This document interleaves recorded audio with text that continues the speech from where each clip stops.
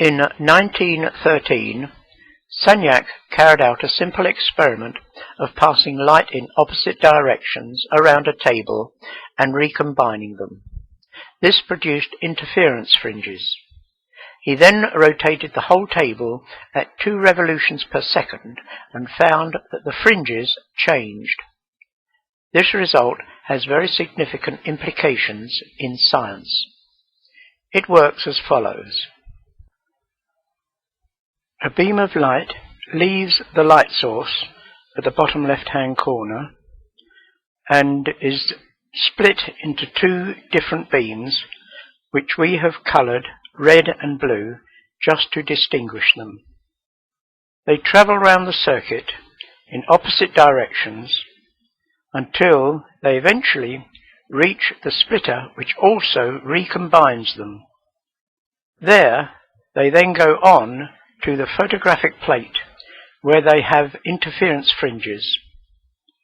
In this simplified version, we see that the beam is split into 2, the red and the blue again, and they go round the circuit and are recombined at the splitter and recombining prism, so that they again produce the fringes on the photographic plate. Now let us rotate the table. Before we do so, there is the very important subject of the effect of the ether.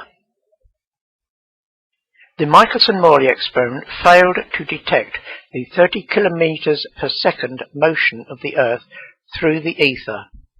So to overcome this problem, Einstein simply abolished the ether in his relativity theory. The very significant result of the Sagnac experiment was that it proved that the ether existed.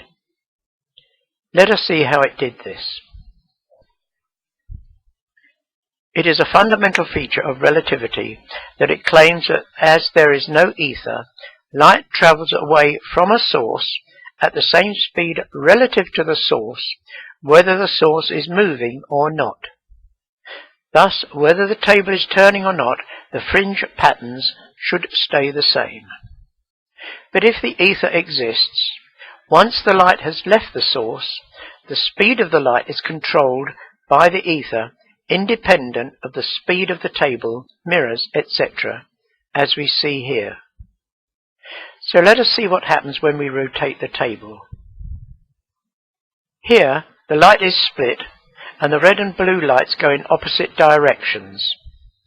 But notice that the left-hand mirror has moved around in such a direction that the distance the red light has to travel is further. Now in relativity, the same time should be taken because the splitter is also moving and the distance between them is the same. But now imagine that the ether exists and the speed of the light is controlled by the stationary ether. Imagine the ether like a thick treacle that limits how fast the light can travel, independent of the motion of the light source, the splitter, or the mirrors. The result is that the red light takes longer to reach the left-hand mirror. Similarly, the right-hand mirror is coming towards the blue light, so it reaches the mirror quicker. After they change ends, the red light again takes longer to reach the recombiner, whilst the blue light gets there quicker again. So they reach the photographic plate with a delay between them, and this changes the fringe pattern. In fact, Sagnac, using the speed of the rotation of the table, calculated how much the fringes should change, and found that they did change by just that amount. The crucial feature of this experiment is that it demonstrates that the ether does exist, which demolishes relativity. How does the scientific establishment deal with this result? By muddying the waters with scientific gobbledygook. Wikipedia says, in the above discussion, The rotation mentioned is a rotation with respect to an inertial reference frame. Since this experiment does not involve a relativistic velocity, the same wording is valid both in the context of classical electrodynamics and special relativity. How on earth can it be valid in both theories? It clearly proves that the ether exists because the speed of the light is controlled by the ether, independent of the rotating table and mirrors.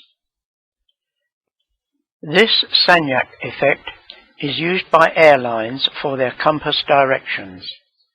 As the plane turns, the change in the fringes are translated into a change in the direction of the plane that then registers on the cockpit compass.